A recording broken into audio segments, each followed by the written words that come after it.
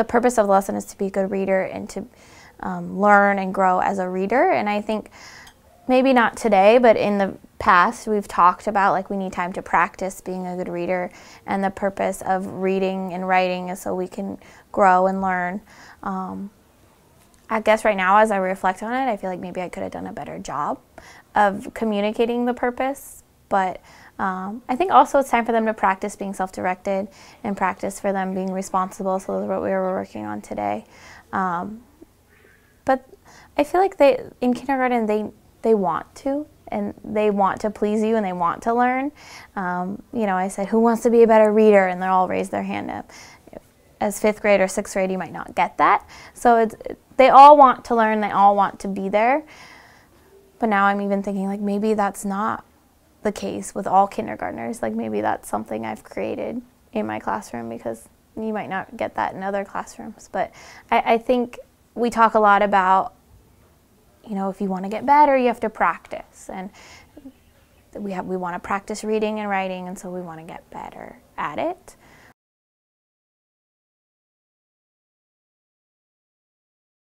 I think what's most effective is grouping them in like groups, and then me pulling them and working with them at their skill level. So some today we're still reviewing what does the author do, what's the illustrator do, follow, point to the words as you read. Some are still not getting that one-to-one correspondence, and then the other groups we're moving on to more complex texts and looking at the types of informational text. So here's a caption, let's read the caption that goes with the picture. So I think that's really effective to you know, get those kids that are not quite there yet, and then also the kids that are already there to move them beyond. And so we're all kind of learning at different levels when they come read with me, and it's really you know, either reteaching or rebuilding the skills, or going backwards and breaking it down smaller and more, you know, letter sounds or the phonics part of it, or we're going up and we're doing, okay, this was, what did we do today? Captions, and then comparing, contrasting. And the other groups were more like reading the pictures and getting really focused on following and print concepts.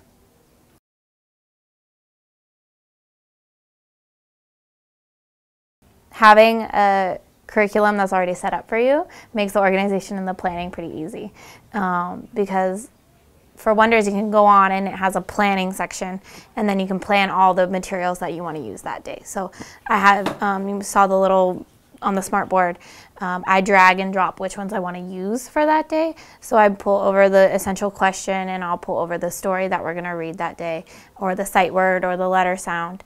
And so it's already kind of set up for you, but then you can pick and choose which one you want to use. So I'm organized in that way, is where I pick what I want. And then you also have to have all the materials set up, and I'm lucky enough that I have people in there helping me.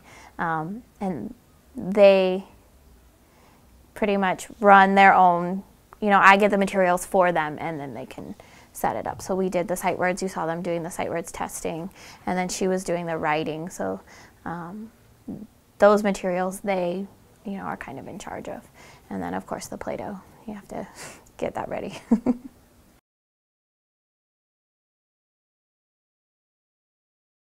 So today, like, I like to tell them something to work on for that day, then they can have it in the back of their mind. So today we were working on being self-directed and being responsible. So getting to work right away and doing what you're supposed to do. So giving them a clear intention and an expectation before we start helps them remember it throughout the learning time, especially when they're on their own and they're supposed to be self-directed and supposed to be working. Sometimes it amazes me that they're actually doing what they're supposed to be doing. Like, I'll look around like, oh, okay, they're really doing what they're supposed to be doing. So it's nice, you know, sometimes you feel like, okay, nobody's listening, nobody's doing anything, but then you just take the time and you look around and they are doing what they're supposed to be doing and they want to. And I think that is set up by telling them, you know, we need to be responsible today. We need to do what we're supposed to do. We need to be self-directed. And they know what you want from them before you release them to be independent.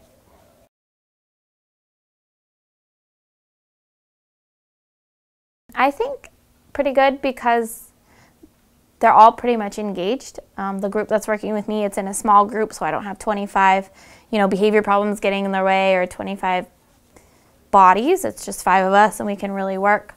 The different manipulatives and tools help them stay engaged. I think it's hard in kindergarten for them to be so engaged when they're independent and you kind of let them go. Some of them are just still developmentally growing and still developing those skills to stay focused for that amount of time, or to be that self-disciplined as to, I'm not supposed to be doing this, I'm supposed to be doing this. So I think the grouping helps. If you're grouping them with partners, that can kind of keep them in line, or the ones that are not quite self-directed or independent enough, if they have a partner, that helps keep them and or remind them of the routines or what they're supposed to be doing.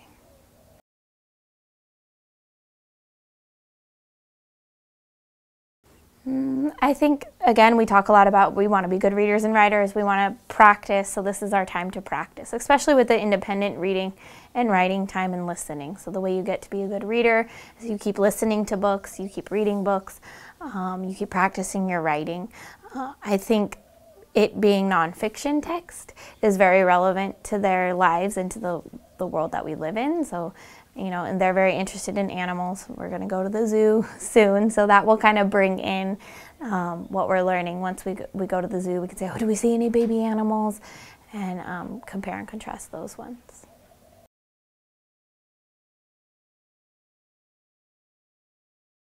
Not this particular lesson, but all the lessons that we do are kind of like this one. And I think I'd like to put in more of a listening center. I don't know if that's like what you mean by improving it, but having them sit and listen to the same text and all sit and listen. I mean, it's a technology difficulty we're facing right now, and kind of money. Like, I want the little listening center, but I think in the future I'd like to add more materials by adding in more technology, I guess.